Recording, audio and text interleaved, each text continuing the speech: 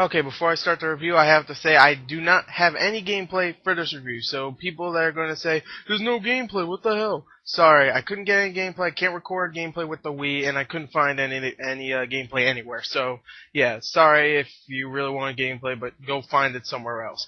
And listen to the review at the same time. I will put a few screenshots, though, so you can still see what the game looks like. Alright, so let's just go on to the intro. Play the intro.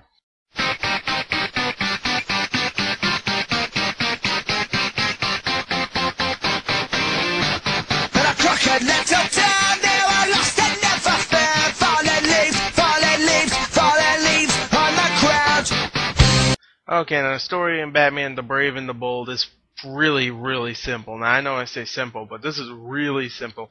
Each episode is pretty much based on one villain. You do fight like other henchmen and stuff, of course, but pretty much like the first one's like Catwoman and stuff like that. You know, Catwoman's trying to turn and Catman are trying to turn everybody into cats and stuff. So it's pretty simple. Each episode you team up with a different superhero. Like one you'll be with Aquaman, other ones you'll be with Guy Gardner and Blue Beetle, and even Robin.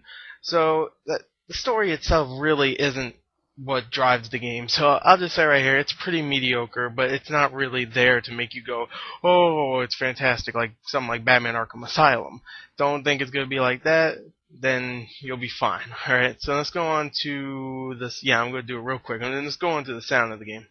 Okay, now the sound in the game overall is actually really good. The voice acting's pretty decent. Rich Badir plays Batman. He's the only real main character that you actually see and hear all the time. You also get like voice actors for Aquaman. You get voice actors for Robin. I don't really know their names, but they do pretty good overall. The sound, like the sound effects, are pretty good also. You know, they're really arcadey kind of sounds. The music itself is really nice also. And I think it's straight from the cartoon series. I'm not sure. I didn't watch it, but it sounds like something that would be in the cartoons. So I would say the sound is really good. So let's go on to the graphics of the game. Okay, now the graphics in the game overall, I have to say, they actually look pretty nice. Now sometimes they do some 3D models, like whenever you see the Batmobile, you'll see it like a polygon kind of 3D thing, and whenever it does that kind of stuff, it looks terrible. But when it's a kind of a paper cutout kind of cartoon style, like most of the game is, then it looks actually really, really good, and the animations are really cool looking. Batman himself is well drawn, and overall the cartoon looked cool, so the game looks pretty decent overall. But whenever it does the 3D kind of models for like, it doesn't do it like a lot at all. But sometimes it does, and it looks kind of bad. So overall, I think the graphics are nice when they don't try to do a 3D Batmobile. So overall, yeah, graphics are good. So let's go on to the gameplay of this. Okay, now the gameplay in Batman the Brave and the Bold is really good, actually, I have to admit. It's very simple, but it's really fun. It's pretty much a side-scrolling beat-em-up, and really, not much else to say. That's all you really do. You get a heavy attack, you get just a light attack, you get a body slam, you get a jump kick, and you get like a dodge, and you get a block. That's pretty much all you get, and then you get a roll. That's really all you get in this game, except maybe the dodge. The dodge is a roll, so you don't get a dodge. Sorry.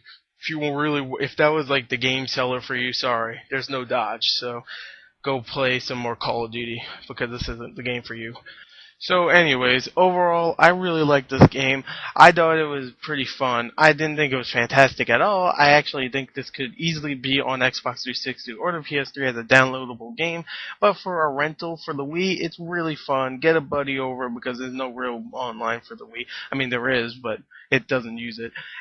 Get a buddy. Have some fun. It uses the nunchuck and the Wiimote, so if you do want to bring over a buddy, make sure you have a Wiimote and a spare Wiimote and a nunchuck. So there you go. It's a pretty fun game. I recommend a rental. And if you can get it cheap for like $20 soon, then why not? Pick it up. It's pretty fun. It's, I would say, highly replayable because it's, you know, pretty entertaining. So overall, there you go. There's my review. Check the description for the written review, and goodbye.